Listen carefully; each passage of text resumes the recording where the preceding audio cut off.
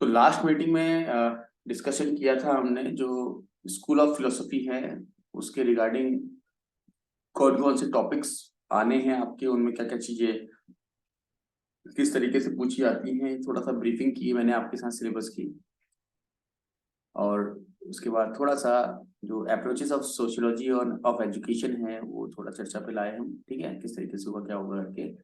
तो जनरल जो कंसेप्ट्स हैं वो देखते हुए चलना है हमको इसके, और वो कंसेप्ट ही समझना जरूरी है। कुछ कंसेप्ट तो ऐसे हैं कि जो हमने बहुत पढ़े होते हैं बीएड के टाइम पे, एमएड के टाइम पे, तो हमको आते ही है। बट कुछ कंसेप्ट को थोड़ा सा हमको समझना पड़ता है। अब कंसेप्ट ऑफ सोशल मूवमेंट की बात कर लेते हैं हम। सामाजिक आंदोलन जो होते हैं, है ना, कई सारे कई तरह के समाज सुधार आंदोलन कह लीजिए उनको आप, या फिर सामाजिक परिवर्तन कह दीजिए। एक टर्म यूज करते हैं पैराडिम शिफ्ट। ठीक है, जब सब कुछ चेंज हो जाता है, मतलब विचार वगैरह ये वो। ठीक, तो थ्योरी ऑफ सोशल मूवमेंट्स कौन कौन सी थ्योरीज है उसमें आपका रिलेटिव, है ना, deprivation, resource mobilisation, political process theory and new social movement theory. क्या क्या है, इनको जब क्लासेस होंगी तो मैं डिटेल में डिस्कस कर ही लूंगा। सोशलाइजेशन एंड एजुकेशन, सामाजिकरण की जो प्रक्रिया है उसका शिक्षा पर क्या प्रभाव पड़ता है, और शिक्षा के माध्यम से किस प्रकार से सामाजिकरण होता है। ये दोनों ही बातें आपकी इस टॉपिक के अंदर आएंगी, जिसमें कि एजुकेशन एंड कल्चर, शिक्षा एवं संस्कृति। ठीक, कंट्रीब्यूशन ऑफ थिंकर। देखिए अभी फिलहाल के लिए, क्योंकि सिलेबस हिंदी इंग्लिश दोनों में ही है, मैं आप लोगों को ग्रुप में सेंड करूंगा दोनों ही माध्यम में सिलेबस। बट क्योंकि हिंदी में कई बार थोड़ा सा वर्तनी दोष रहता है, भाषा की वो इंग्लिश का ही कन्वर्जन फॉर्म होता है, तो कई बार शब्द थोड़ा ऊपर नीचे होते हैं, तो मैं इसलिए इंग्लिश में ही आपके सामने सिलेबस को रख रहा हूँ। बोल मैं हिंदी में रहा हूँ ताकि समझने में थोड़ी दिक्कत ना हो आप लोगों को। कंट्रीब्यूशन ऑफ थिंकर्स, अब जो थिंकर्स हैं, स्वामी विवेकानंद जी, रविन्द्रनाथ टैगोर जी, महात्मा गांधी जी, अरविंदो, ठीक है, कृष्णमूर्ति जी, ठीक, और पोलो फेरे, ठीक है, वॉल्स्टोनेक्राफ्ट एंड नेल नोटिंग। अब ये कुछ नाम आपके सामने नए रहेंगे जो वेस्टर्न फिलोसफर्स जो सोशियोलॉजिस्ट हैं, वो थोड़ा सा देखना पड़ेगा। बाकी एक दो और तीन, तीन ही नाम थोड़ा सा नए। तो फिर क्या होते हैं, ये एमए एजुकेशन में भी है सिलेबस में आपके, और एमएड में भी है।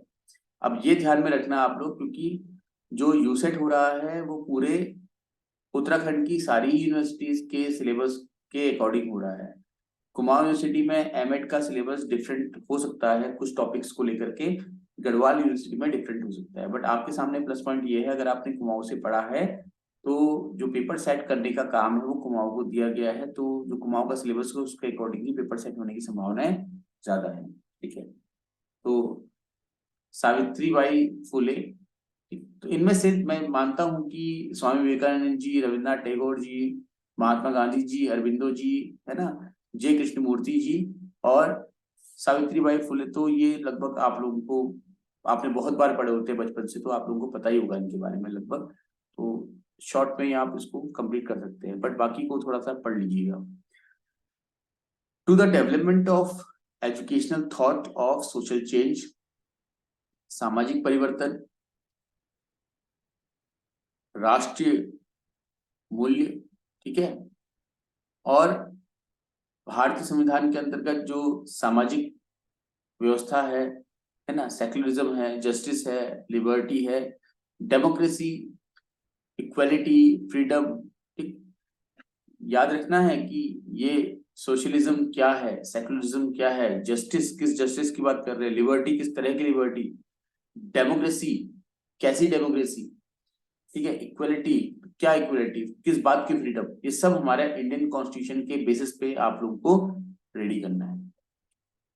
ठीक है, तो तभी वो नेशनल वैल्यूज का, यानी कि राष्ट्रीय मूल्य का विषय बन पाता है। तो इसके लिए थोड़ा आपको जो हमारा इंडियन कॉन्स्टिट्यूशन है उसके थ्रू जाना पड़ेगा, मतलब उसकी जो अनुच्छेद नहीं पढ़ने उसके, उसकी जो आपका जो प्रस्तावना है या उसकी विशेषताएं हैं उसके माध्यम से ही आप ये सारा जो टॉपिक है आपका कवर कर लेंगे इसको, ठीक है। कहीं से भी पढ़ें, लेकिन रिसोर्सेज आपके ऑथेंटिक होने चाहिए, ठीक है। जो पढ़े सही पढ़े, मिसकंसेप्शन बिल्कुल नहीं होना चाहिए। हिस्ट्री ऑफ एजुकेशन, अब यहाँ पर हिस्ट्री से क्वेश्चंस नेट में या यूसेट तो खैर होता ही कहाँ है, अभी तक 2 ही बार हुआ है। नेट में अब हिस्ट्री से क्वेश्चंस नहीं आते हैं। जो लोग कंटिन्यूसली नेट के पेपर दे रहे हैं, फॉर्म भर रहे हैं, उनको ये जानकारी होगी। पहले आया करते थे, अब इतने क्वेश्चन नहीं आते हैं, तो लेकिन पढ़ना तो पड़ेगा आप लोगों को ना। तो कुछ कमीशन हैं वो देख लीजिएगा इसमें, जैसे कि आपका मुदालिर आयोग है, कोठारी आयोग है, ठीक है। राष्ट्रीय शिक्षा नीति 1986 और उसका एक्शन प्लान 1992 है। फिर है नेशनल कमीशन ऑन टीचर्स, ठीक है। फिर national curriculum framework NCF 2005, important है बट नेट में इससे प्रश्न नहीं पूछे जाते। नेशनल नॉलेज कमीशन नहीं पूछा जाएगा आप लोगों से, बिल्कुल काम का नहीं है आप लोगों के, ठीक है। कब आया था और किसने इसको इंट्रोड्यूस किया, ये थोड़ा सा देख लेंगे। फिर है यशपाल कमेटी रिपोर्ट, बहुत इंपॉर्टेंट रही है और कई सारी बातें यहाँ से आगे की जो कमीशन है उसमें इम्प्लीमेंट की गई हैं। ये थोड़ा सा वैसे इंपॉर्टेंट है, बट मैंने अभी तक क्वेश्चंस इसके देखे नहीं है नेट में। मतलब ये पूरा ही सेक्शन कहूँ तो इससे क्वेश्चन रेयरली एक क्वेश्चन कभी आ गया तो आ गया, वरना नहीं आते question. National curriculum framework for teacher education, यहाँ से क्वेश्चन बनता है। जस्टिस वर्मा कमेटी रिपोर्ट, ठीक है। तो ये पूरा ही सेक्शन अगर आप देखें, सेक्शन ए जो है आपका, यहाँ से आपको कभी भी किसी भी नेट पेपर में एक क्वेश्चन से ऊपर देखने को नहीं मिलेगा। अब आपके पास 1 ही महीने का समय है, और 1 महीने में ये अगर पढ़ने बैठोगे तो कम से कम नहीं तो ये आपको 7 से 10 दिन देने ही पड़ेंगे इसको समझने के लिए, और इसमें कई सारी चीजें आपको रखनी पड़ेंगी। तो अपना टाइम थोड़ा सा मैनेज करते हुए तभी इसको पढ़िएगा, ठीक। मैं कोई भी टॉपिक मत पढ़ना नहीं बोलूंगा, हाँ, किसी से भी, ठीक है। आपका समय आप पढ़िए, बट क्या इंपॉर्टेंट है ये समझते हुए पढ़ना जरूरी है। तो ये पूरे सेक्शन से सिर्फ एक क्वेश्चन, और यू सेट में कहें तो अधिक से अधिक 2 क्वेश्चन आपके आ जाएंगे बस, इससे ज्यादा नहीं आना। Relationship between policies and education, linkage between educational policy and national development, departments sorry determinants of education policy and process of policy formulation, analysis of the existing situation, generation of policy options, ठीक है। evaluation of policy options, sorry opinions, sorry options, मैं थोड़ा सा गलत पढ़ दे रहा हूँ, ठीक है। making the policy decisions, planning of policy implementation, policy impact assessment and subsequent policy cycle। तो कुल मिलाकर के जो एजुकेशन पॉलिसीज बनती हैं उसका प्रोसीजर क्या है, बस इतना। सिर्फ एक क्लास में 1 घंटे में ये सारा क्लियर हो जाना है, ठीक। तो ये भी इतना ज्यादा टिपिकल नहीं है। ये जो सेक्शन ए है ये बहुत लंबा है, लेंदी पड़ेगा आप लोग को, इसमें फैक्ट्स हैं, फैक्ट्स रटने पड़ते हैं। बट जो सेक्शन बी है वो फैक्चुअल नहीं है उतना, तो समझना इजी है, उसको कर लीजिएगा, वो डिस्कशन के माध्यम से वो हो जाएगा। Concept of economics of education, cost benefit analysis versus cost effective analysis in education, economic return to higher education, ठीक है ना, signalling theory versus human capital theory, concept of educational finance, educational finance at micro and macro level, ये concept और budgeting. ये पूरा section जो है एक प्रकार से देखा जाए तो बिल्कुल अनफैमिलियर होता है, क्योंकि ये आपके ना तो बीएड के सिलेबस में रहता है ना ही आपके एमएड के सिलेबस में रहता है। तो अगर किसी ने इससे पहले प्रिपरेशन बिल्कुल नहीं किया है तो उसके लिए ये सारा टॉपिक जो है सेक्शन सी बिल्कुल नया हो सकता है, ठीक है। तो अगर बहुत ज्यादा नया है और कभी पढ़ा ही नहीं है तो इसको स्किप करने में ही बेनिफिट रहेगा आप लोगों का। क्वेश्चन डेफिनेटली इससे बनेंगे, थोड़ा सा बिहेवियरल क्वेश्चंस बनेंगे, एनालिटिकल क्वेश्चंस बनेंगे, 2 क्वेश्चन मान के चलिए कि इससे आपके आ सकते हैं, ठीक है। बट बिल्कुल नया टॉपिक है, जिसने पहले कभी नहीं पढ़ा है तो इसको टच करना, मुझे लगता है कि अगर 7 जनवरी को पेपर होना है तो शायद हमारे लिए सही नहीं रहेगा, ठीक है। पेपर आगे सर ये बढ़ता न्यू है। ऐड हुआ है क्या? हाँ, ये न्यू ऐड क्या हुआ है, नेट के एग्जाम में तो पहले से आ ही गया था ये 2020 के आसपास से, लेकिन बीएड और एमएड के सिलेबस में ये चीजें हैं नहीं। ठीक है, ये मैंने कहा आपसे। तो ये थोड़ा सा बिल्कुल नया हो जाएगा पढ़ने के लिए सभी के लिए। तो मैं पहले ही स्पष्ट कर दे रहा हूँ, जो आगे बढ़ेंगे साथ में, तो कौन कौन से टॉपिक्स मैं डिस्कस करूंगा। फिलहाल देखो, एक ही महीने का समय हमारे पास है, ओनली 1 मंथ। तो 1 मंथ में ये सब कुछ नहीं हो सकता। तो क्या क्या हो सकता है, इतना जरूर हो सकता है कि जो 150 क्वेश्चंस आपके आते हैं ना शायद पेपर 2 में, या 100 ही आते हैं। 150 है सर 150 है ना। शायद। तो इतना है कि हम्म। 150 में से जितना हम डिस्कशन करेंगे एक महीने में, 100 क्वेश्चंस के लायक डिस्कशन पूरा हो जाएगा। और 100 क्वेश्चन अगर आपने परफेक्टली सही कर दिए, तब भी आपका क्वालिफाई हो जाता है। ठीक है, जब मेरा क्वालिफाई हुआ था, मेरे खुद 104 क्वेश्चन सही थे 150 में से, ज्यादा नहीं थे। ठीक है, तो ये चीजें हैं। तो इतना तो हम कर लेंगे, लेकिन हर चीज नहीं पढ़ सकते। बाद में ये ब्लेम ना हो कि आपने पढ़ाया नहीं पूरा, क्योंकि मैं वैसे भी फीस भी आप लोगों से मंथली ही ले रहा हूँ। इसीलिए ले रहा हूँ मंथली, कि अगर आगे बढ़ेगा तो हम पढ़ेंगे सारा कुछ, और अगर आगे नहीं बढ़ता है तो हमको जितना हमारे लिए ज्यादा इंपॉर्टेंट है, और जो हम आसानी से, दो चीजें याद रखनी है, जो बहुत इंपॉर्टेंट है और जो हम बहुत आसानी से कवर कर सकते हैं, उतना ही पढ़ना है। ठीक है, और अगर ऐसे ही हालात रहे जैसे 2 या 3 आ रहे हैं, तो फिर मैं बैच को आगे बढ़ाऊंगा भाई। ठीक, ये भी याद रखना। रिलेशनशिप बिटवीन, ये तो हो गया ना हमारा। हाँ, relationship between politics and education, perspective of politics of education, liberal conservative, liberalism, conservative and critical. ये जो अप्रोचेस हैं हमारी, इनको डिस्कस हम कर लेंगे। ठीक है, उदारवाद, ठीक है, और कंजर्वेटिज्म को बोलते हैं हम, या कंजर्वेटिव अप्रोच जो होती है वो आपकी एक प्रकार से होती है, राइटिस्ट अप्रोच को बोलते हैं हम, है ना। ये होते हैं लेफ्टिस्ट, ये होता है आपके राइटिस्ट। ठीक, इसे बोलते हैं हम क्या, थोड़ा हिंदी में शब्द नहीं ढूंढ पा रहा हूँ, कोई बात नहीं। ठीक, अप्रोचेस टू अंडरस्टैंडिंग पॉलिटिक्स, ठीक है, व्यवहारवाद, behaviourism, theory of system analysis and theory of rational choices. मतलब वो ये बुद्धिवाद हो गया आपका, ये सारी बातें इसमें आ जाएंगी। ठीक है, education for political development and political socialisation. तो ये भी टॉपिक बहुत फैमिलियर नहीं रहेगा, थोड़ा सा अनफैमिलियर रहेगा, बट इसको हम डिस्कस करेंगे कोर्स में, कि आगे भी आपको हेल्प करेगा और सारे टॉपिक समझने के लिए, है ना। फिर आते हैं हम, ये साइकोलॉजी हो गई आपकी, growth and development concept. Psychology सबसे इजी टॉपिक होता है नेट की प्रिपरेशन में। ठीक है, तो सेक्शन ए है, बी है आपका, सेक्शन सी है, डी है, ये सब साइकोलॉजी के पोर्शंस हैं। ठीक है, और ये सारे के आपने अच्छे से पढ़े भी होते हैं, इनको हम कंप्लीट 1 बाय 1 पढ़ेंगे भी पूरा का पूरा। इसलिए पढ़ेंगे पूरा का पूरा क्योंकि ये सब के सब आपके सिलेबस का पार्ट है। फिर है टीचर एजुकेशन। टीचर एजुकेशन से ठीक ठाक क्वेश्चंस आते हैं, ना बहुत ज्यादा ना बहुत कम, बट इजी रहता है, बहुत ज्यादा टफ नहीं रहता है ना।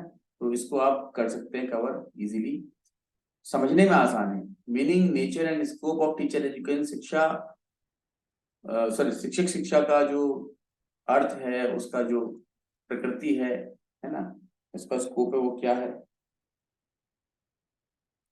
इसके अंदर फिर आपका ये एनसीईआरटी, एनसीटी, ठीक है, और आपका रूसा, है ना, ये सारे के सारे जो डॉक्यूमेंट्स हैं या टॉपिक्स हैं ये आपके इसमें आ जाते हैं। Understanding knowledge base of teacher education from the view point of, है ना, स्कूलमैन, डैंग, ल्यूक, है ना। फिर है हैबरमस। ठीक, तो ये जो मॉडल्स ऑफ टीचिंग के अंदर आपके आएंगे ये, है ना।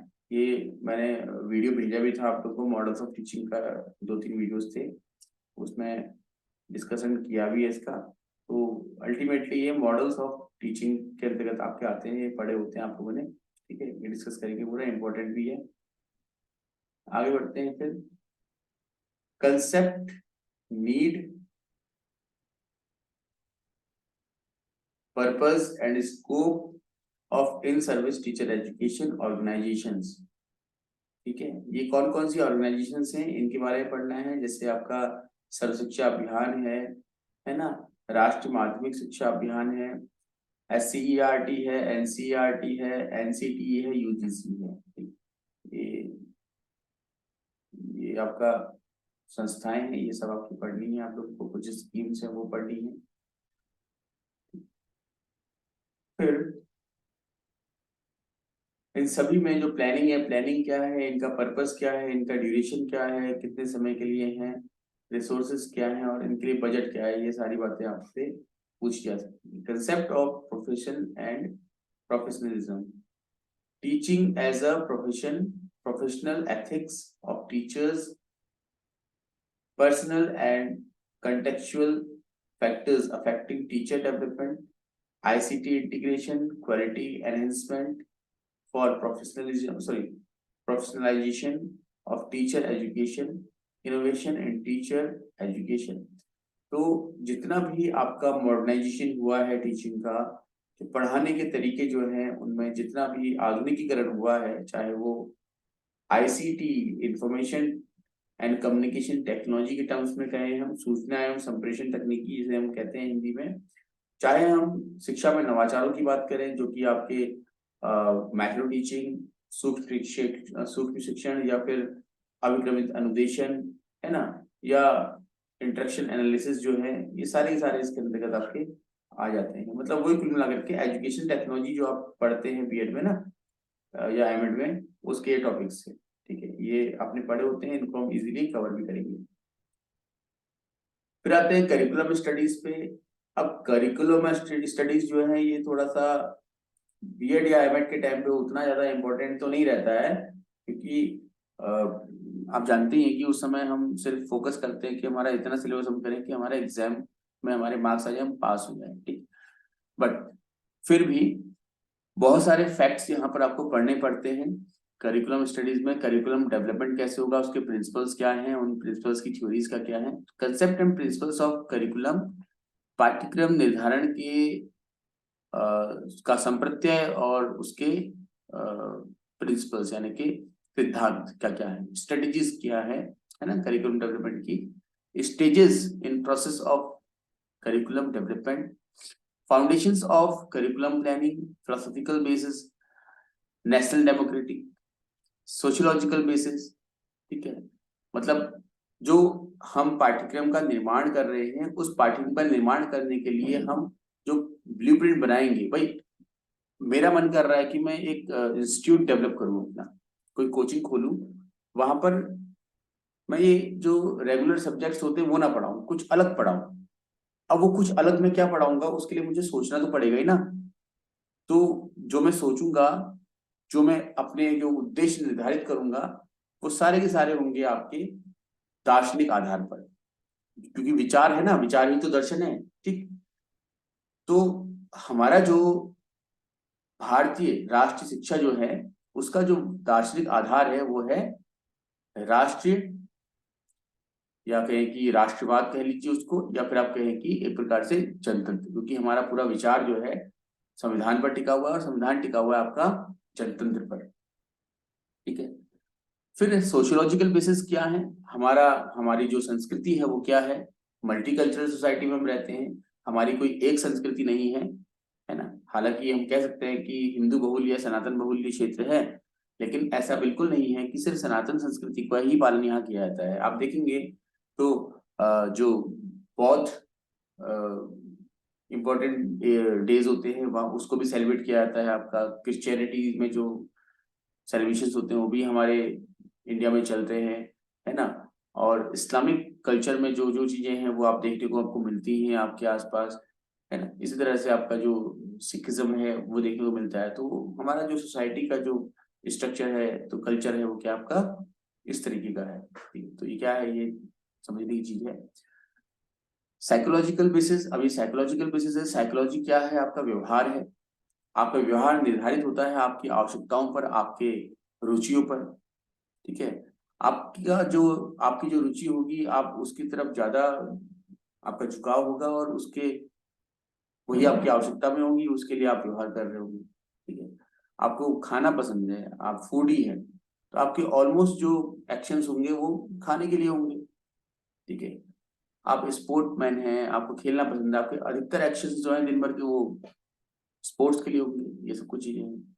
Bench marking and role of national level, है ना, स्टेशनरी बॉडीज यानी कि यूजीसी एनसीटी और और जो यूनिवर्सिटीज हैं जो कि करिकुलम डेवलपमेंट में जो हेल्प करती हैं, उनका बेसिक रूल क्या रहेगा। मॉडल्स ऑफ करिकुलम डिजाइन, अब करिकुलम डिजाइन के जो मॉडल्स हैं वो क्या है, तो वन बाय वन ये सारे पढ़ेंगे। तो थोड़ा सा लेंथी टॉपिक है, फिर फैक्चुअल है, तो वो चीजें याद करनी पड़ती है ना, बट इंपॉर्टेंट है एग्जाम के पॉइंट ऑफ व्यू से, तो इसको पूरा देखना है। तो करिकुलम स्टडी जो यूनिट 5 है, ये तो पूरा ही इंपॉर्टेंट है आप लोगों के लिए, और ये कवर करना भी है, हमने पढ़ना भी है, सारे मॉडल से। दिख बहुत लंबा रहा है लेकिन है इतना लेंथी नहीं है, ये शॉर्ट है, हो जाएगा। Meaning and types of curriculum change, factors affecting curriculum changes, approaches to curriculum changes, role of student, teacher and educational administrators in curriculum change। तो जब बात करते हैं पाठ्यक्रम की, तो पाठ्यक्रम समय, काल, परिस्थिति और आवश्यकता के अनुसार कहीं ना कहीं कुछ मॉडिफाई होता है, कुछ उसमें चेंजेस करने पड़ते हैं। उन चेंजेस के लिए रिस्पॉन्सिबल फैक्टर्स क्या क्या है ना, उस पर चर्चा जो है वो टॉपिक जो डी है उसमें होनी है। फिर आगे आते हैं हम रिसर्च की तरफ। तो रिसर्च में तो मैं क्या आपको समझाऊंगी कि रिसर्च तो आपने एमएड में बहुत अच्छे से किया भी होता है, डिजिटेशन वगैरह में समझा भी होता है। इसको तो फैक्चुअल फॉर्म में ही हमको पूरा डिस्कस करना पड़ेगा। ठीक है, तो टाइप्स ऑफ रिसर्चेस क्या क्या होते हैं, स्टेप्स क्या है, सैम्पलिंग क्या है आपकी। ठीक है, उसके अलावा फिर आपका जो स्टैटिस्टिक्स लगती है उसमें क्या क्या प्रोसीजर होता है, क्या क्या उसके मेथड्स होते हैं, वो सब आपके इसमें आ जाते हैं। ठीक है, फिर है पेडागोजी, एंड्रोगोजी एंड असेसमेंट। ठीक है, पेडागोजी एंड्रोगोजी में क्या डिफरेंस होता है, ठीक है, असेसमेंट क्या है, ये सारा इसमें आएगा। तो मोटा मोटा जो डिस्कशन था सिलेबस का वो मैं कर चुका हूँ, बाकी मैं आपको सिलेबस सेंड कर दूंगा, आप देख लीजिएगा। ठीक है, अभी आ गया आपका एजुकेशन टेक्नोलॉजी। एजुकेशन टेक्नोलॉजी, इसके अंदर कौन कौन से पॉइंट्स हैं, कौन कौन से टॉपिक्स हैं, देखिए।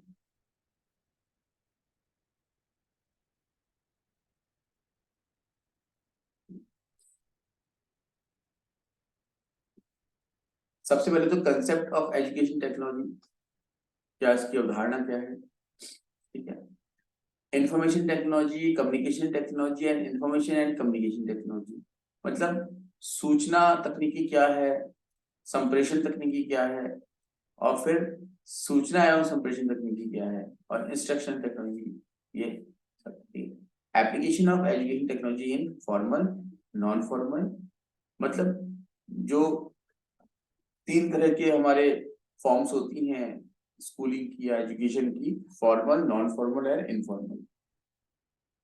तो उन तीनों में ही टेक्नोलॉजी का एक अलग रोल रहता है। अगर हम बात करें कि फॉर्मल, तो फॉर्मल में कई बार सिर्फ टीचर स्टूडेंट इंटरेक्शन के फॉर्म में ही हम टीचिंग लर्निंग प्रोसेस को देख रहे होते हैं। लेकिन जब बात करते हैं इनफॉर्मल की, तो इनफॉर्मल में जो एजुकेशन होती है वो फुली डिपेंडेंट होती है आपकी टेक्नोलॉजीज पर, कि आप इनफॉर्मल वे में कहाँ से इंफॉर्मेशन ले रहे होते हैं, कहाँ से आप एजुकेशन ले रहे होते हैं, है ना, न्यूज़पेपर से, बुक से, गूगल से, इंटरनेट से। तो ये सब कुछ क्या है आपका टेक्नोलॉजी की फॉर्म है। ठीक? तो नॉन फॉर्मल में किस तरीके से ले रहे होते हैं, ये सब कुछ आप डिस्कशन में करेंगे। Overview of behaviourist, cognitive and constructivist theory. तो वर्तमान समय में जो रचनावादी विचारधारा है, सिद्धांतवादी विचारधारा, व्यवहारवादी विचारधारा, उनके अनुसार, है ना, कौन कौन से सिद्धांत हैं और उनका इम्प्लीकेशन जो है वो किस तरीके से किया रहा है। स्किनर, पियाजे, आसुबेल, ब्रूनर एंड वाइगोस्की, इनके मॉडल क्या हैं, ये समझने हैं, जो हम साइकोलॉजी में भी डिस्कस करेंगे ऑलरेडी, है ना, तो इसमें कुछ नया जैसा नहीं रहेगा। Relationship between learning theories and instructional strategies, जो हमारे अधिगम सिद्धांत हैं उनका, देखो मेन क्या है ना, हम बात करते हैं टीचिंग लर्निंग प्रोसेस की।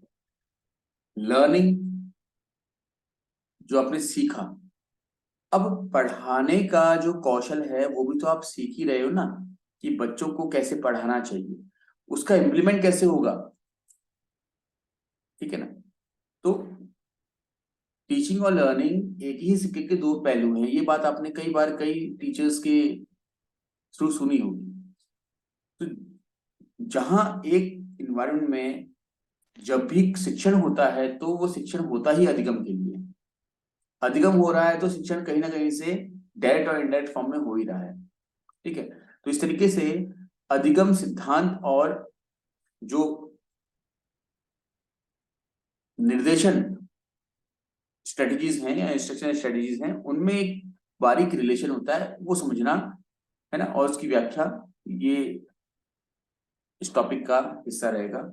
सिस्टम अप्रोच और sorry system approach to instructional design, models of development of instructional design. अब ये इंस्ट्रक्शनल डिजाइन में ADDIE है ना, ASSURE, Dick and Carey model है ना, ये बिल्कुल नया सा रहेगा आप लोगों के लिए। हो सकता है आपने पढ़ा हो, मैं ये नहीं कर रहा हूँ कि, लेकिन सिर्फ BEd MAd करके अगर हम तैयारी करें तो वहां पर ये चीजें कम देखने को मिलती हैं। गहने ये तो हम साइकोलॉजी में पढ़ लेते हैं, गहने के 9 टाइप्स ऑफ साइन लर्निंग जो आप पढ़ते हैं उसमें है, ठीक है। 5E यानी कि कंस्ट्रक्टिविस्ट अप्रोच ऑफ टीचिंग इसको बोलते हैं हम, 6ESB कहते हैं इसको हम, जहां पर आपका 5E कौन कौन से होते हैं, engage, explore, explain, elaborate, evaluation, ठीक है। तो 5E बेस्ड टीचिंग इसको बोलते हैं, कंस्ट्रक्टिविस्ट अप्रोच के अंतर्गत ये आता है। 9 elements of constructivist instruction design, तो कुल मिलाकर के जो इंस्ट्रक्शन देने का जो तरीका है उससे संबंधित जितने थ्योरीज है, जितने मॉडल्स में हम करेंगे। और साथ ही साथ computer assisted learning, sorry instruction, computer assisted learning दोनों सेम ही है, थोड़ा सा बारीक अंतर है इनमें। CBT computer based technology teaching, ठीक है। CML concept process of preparing ODLM, ठीक है। तो ये सारा तो टेक्नोलॉजी का पार्ट है, ये पढ़ेंगे हम वहां पर। देखिए आज का जो ऑब्जेक्टिव है वो सिर्फ सिलेबस को ब्रीफ करना है, ठीक है। तो कुछ चीजें हैं मैंने थोड़ा सा ज्यादा एक्सप्लेन की पहले, कुछ मैंने स्किप की, जो कि मुझे नहीं लगा कि इतना जरूरी है एक्सप्लेन करना, वो बहुत आसान था। कुछ टॉपिक्स के लिए मैंने कहा कि ये उतने इंपॉर्टेंट नहीं है ना, इनको आप स्किप करेंगे क्योंकि एक महीने में इतना कुछ पढ़ने बैठोगे तो कुछ याद नहीं रहेगा, ठीक है। तो याद रखें, स्मार्टली आपने स्किप करना है, स्मार्टली आपने प्रिपेयर करना है। Emerging trends in e learning, तो सेक्शन सी पूरा पूरा आपका ई लर्निंग पर ही बेस्ड होगा। ई लर्निंग में क्या क्या चीजें आती हैं, कैसे करनी होती हैं, बेसिकली अभी हम जो कर रहे हैं वो भी एक प्रकार के ई लर्निंग ही है ना। जो आप डॉक्यूमेंटेशन पढ़ते हैं वो सब ई लर्निंग के अंतर्गत आता है, यानी कि इलेक्ट्रॉनिक मीडिया से जो आप लर्निंग कर रहे हैं वो सब ई लर्निंग का पार्ट है। Use of ICT in evaluation, अब इवेल्युएशन में ICT का क्या यूज है, एडमिनिस्ट्रेशन एंड रिसर्च में क्या यूज है, ये सब कुछ, ठीक है। ई पोर्टफोलियो, ये टॉपिक ठीक है थोड़ा सा इम्पोर्टेंट है, बट फिर से वही बात है कि थोड़ा अनफैमिलियर भी हमारे लिए हो जाता है। सेक्शन बी जो है, यूनिट 9 में आते हैं तो educational management, administration and leadership, ठीक है। इसमें कुछ टर्म्स हैं वो पढ़ लेंगे, इसको पूरा नहीं कर सकते हैं कंप्लीट, ठीक है। तो फिर से वही बात है, पूरा नहीं कर सकते हैं बोल रहा हूँ तो वो उस कंडीशन में कि जब पेपर 7 जनवरी को ही हो जाएगा तब, अगर पीछे आता है तो सिलेबस पूरा हो भी जाएगा। कम से कम 2.5 से 3 महीना चाहिए ये सिलेबस पूरा करने के लिए, और ये 2.5 3 महीना उनके लिए जिन्होंने B.Ed और M.Ed अच्छे से पढ़ा हुआ है, ठीक है ना। ठीक है, अब इसके बाद का जो सिलेबस है वो मैं डिस्कस नहीं कर रहा हूँ। इंक्लूसिव एजुकेशन, ठीक है, ये सब कुछ भेज दूंगा, आप लोग देख लीजिएगा। इंक्लूसिव एजुकेशन में अगर कुछ इंपॉर्टेंट है वो है आपका RBWT एक्ट, उससे एक क्वेश्चन आप मान के चलिए कि आएगा ही आएगा, ठीक है।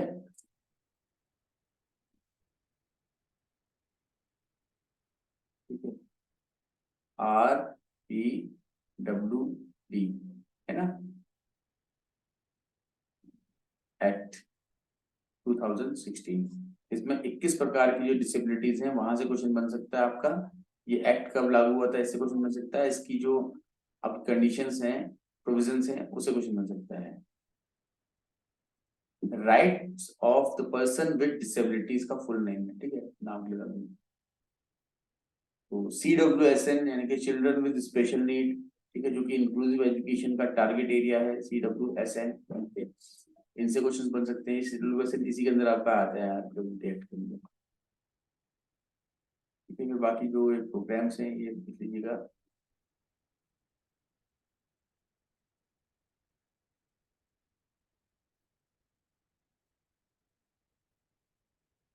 Concept of impairment, disability and handicap, ये तो सब आपका वही इंक्लूसिव एजुकेशन। तो इंक्लूसिव एजुकेशन के लिए आपको पता है कि जो स्पेशल चाइल्ड होते हैं उनका नॉलेज होना जरूरी है, बस उतना ही करेंगे, वो 2-3 दिन में हम कवर करेंगे इसको। बहुत डिटेल मतलब एक एक पॉइंट मैं नहीं इसका डिस्कस कर पाऊंगा 1 महीने के अंदर, ठीक है। तो बेसिकली कम से कम ये लेके चलो कि आपको कितना टाइम चाहिए, कितना टाइम किस टॉपिक को देना है, ठीक। तो देखो अगर हम थोड़ा सा ब्रीफली देखें तो कम से कम 7 दिन का समय आपका, 7 डेज चाहिए आपको रिसर्च के लिए, ठीक है। मिनिमम 7 डेज ही चाहिए आपको फिलोसफी के लिए, मिनिमम 7 डेज चाहिए आपको साइकोलॉजीज के लिए, ठीक है ना। तो रिसर्च यानी कि शोध एवं अनुसंधान, दर्शन और मनोविज्ञान, 7 दिन। इंक्लूसिव एजुकेशन में कहता हूँ कि चलो 2 दिन में हम कर लेंगे इंक्लूसिव एजुकेशन, ठीक है। एजुकेशन टेक्नोलॉजी कम से कम 4 दिन मान के चलो आप, एजुकेशन टेक्नोलॉजी हो जाते हैं 4 दिन, ठीक है। तो 7 या 21 मतलब लगभग आपके 27-28 तो ये हो जा रहे हैं, तो महीना है कितना हमारे पास, ठीक है। 2 दिन संडे आ जाते हैं, तो इतना ही हमारा सिलेबस में हो पाएगा। बाकी क्योंकि मैंने पहले भी कहा है कि टारगेट थोड़ा ज्यादा है और नंबर ऑफ एस्पायरेंट्स कम है, तो आप डिसाइड कर लीजिएगा कल तक की क्लासेस करनी है या नहीं करनी है, ठीक है ना। ये आप लोग के ग्रुप में मैं सेंड कर दे रहा हूँ, आप लोग इसको जिन्होंने नहीं देखा है शुरुआत से वो पूरा कंप्लीट देख लीजिएगा। सिलेबस में कुछ पार्ट मैंने बहुत अच्छे से एक्सप्लेन करते हुए डिस्कस किया है और कुछ पार्ट मैंने स्किप किया हुआ है, क्योंकि 1 घंटे में पूरा सिलेबस डिटेल में डिस्कशन करना इतना आसान नहीं हो पाता है। बाकी आपकी क्वेरीज होंगी आप लोग कर सकते हैं, ठीक है ना, किसी भी स्तर तक। और प्रिपरेशन के लिए चाहे आप कोचिंग ज्वाइन करें चाहे ना करें, जो ये सिलेबस डिस्कशन का वीडियो है ये आपको हेल्प करेगा ही करेगा, ठीक है। ये आप लोग का हुआ, आप लोग इसको देखिए समझिए और फिर कल माइंडसेट बनाइए, क्लियर कीजिए कि क्लासेस आगे कंटिन्यू करनी है या नहीं करनी है। Okay then, thank you all of you. Thank you sir.